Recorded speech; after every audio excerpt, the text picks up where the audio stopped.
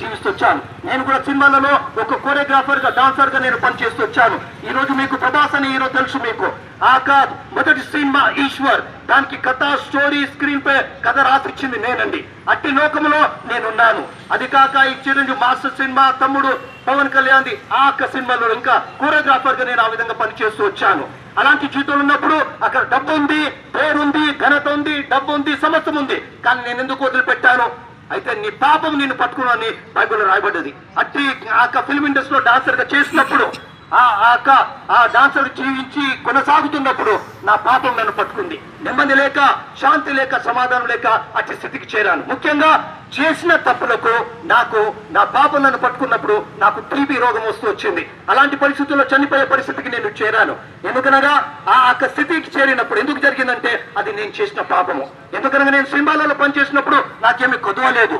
ఇష్టానుసారంగా జీవించాను, ఇష్టానుసారంగా బ్రతికాను. మీకన్నా పొడుగు ఎంటుకలు ఉండేవాడిని, ఒక ఫ్యాషన్ కోరియోగ్రాఫర్, ఎంతో స్టైలిష్ గా నేను జీవించిన వాడిని. అట్టి జీవితంలో ఉన్నప్పుడు, సినిమా ఇండస్ట్రీలో ఉన్నప్పుడు ఎంతో ధనము, పేరు, ఎంతో ఘనత అక్కడ. కానీ అట్టి లోకంలో నేను జీవించినప్పుడు చివరికి నా పాపం నన్ను పట్టుకుంది, నన్ను మరణానికి అప్పు చెప్పింది. టీబీ రోగం చేత పడ్డాను.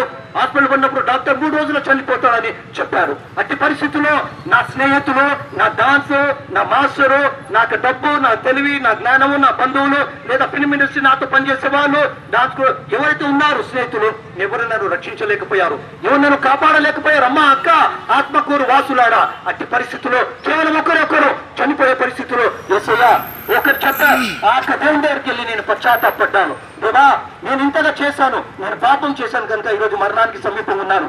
నిజమైన దేవుడు అయితే యేసయ్యా, నిజమైన దేవుడు అయితే 2026 సంవత్సరం కిందట సమస్త మానవాళి పాపం వాళ్ళ కొరకే చనిపోయి పాతి పెట్టుబడి తిరిగి లేచారు కదా.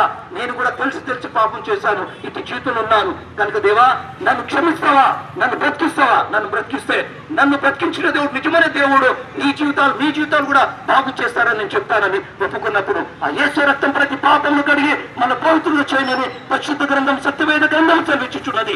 ఆ రోజు నేను నా యేసు దగ్గర నేను ఒప్పుకుంటూ వచ్చాను. దేవా, నేను మరణానికి సమీపంగా ఉన్నా, నన్ను క్షమిస్తారా అని అడిగినప్పుడు ఆ ప్రభు యేసుక్రీస్తు వారు నా పాపాలు క్షమించి నన్ను కడిగి నన్ను బాగు చేసి ఈ రోజు శాంతి, సమాధానం, నెమ్మదిచ్చి మొదట నిలబెట్టున్నారు. ఇది సత్య మాటలు, నిజమైన మాటలు, ఉట్టి కథలు కాదు, కట్టుకథలు కాదు. నిజంగా నా జీవితం జరిగింది. ఈ రోజు నేను నిలబడ్డా అంటే కేవలం ఆయన దేవాది దేవుడు, రాజులకు రాజు, ప్రభులకు ప్రభువైన ప్రభు యేసుక్రీస్తు వారి యొక్క మా కృప వల్ల ఈ రోజు సజీవ లెక్కలు ఉన్నాను.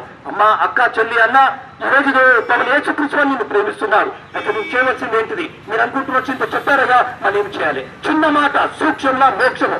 నోటి ద్వారా ఒప్పుకొని హృదయంలో విశ్వసిస్తే నువ్వు రక్షించబడతావు. నోటి ద్వారా ఒప్పుకొని హృదయంలో విశ్వసిస్తే చాలు, నువ్వు రక్షించబడతావు. అది చేయవలసింది ఏంటిది? యేసయ్యా, నేను పాపిని, నన్ను క్షమించు, నా కుటుంబాన్ని క్షమించు, నన్ను రక్షించు, నా కుటుంబాన్ని రక్షించు. చాలు ఈ మాట. నువ్వు హృదయపూర్వకంగా ఈ మాట ప్రార్థన చేసుకుంటే తప్పకుండా నీకు ఒక రోజు మోక్ష మార్గము అనగా స్వర్గము, నిత్య జీవము నీకు ఆ ప్రభు యేసుక్రీస్తు వారు వీక్షిస్తారు. వద్దు, క్రైస్తవులకు పనిపాటు ఉండదు, ఇదే చెప్తారు, ఇలా చేస్తారంటే ఒకవేళ నువ్వు పాపంలో అలానే కొనసాగితే ఒకరోజు పాపం దాని వచ్చే జీవితం మరణము, అది రాక తప్పది. అది అలా పాపం చనిపోతే నిత్య నాశము, నరకానికే. అది చివరి మాట, ప్రభు యందు విశ్వాసం ఉంచు, అప్పుడు నీవును, ఇంటి వారును ఆత్మరక్షణ పొంది శాంతి, సమాధానం, నెమ్మది చేత బ్రతికి ఒకరోజు లోకం ఇచ్చి పెడితే మోక్ష రాజ్యానికి చేరుతారు. దేవుడు మిమ్మల్ని దీవించి, ఆశీర్వదించి, వర్ధింపు చేయను గాక. దేవుడు మిమ్మల్ని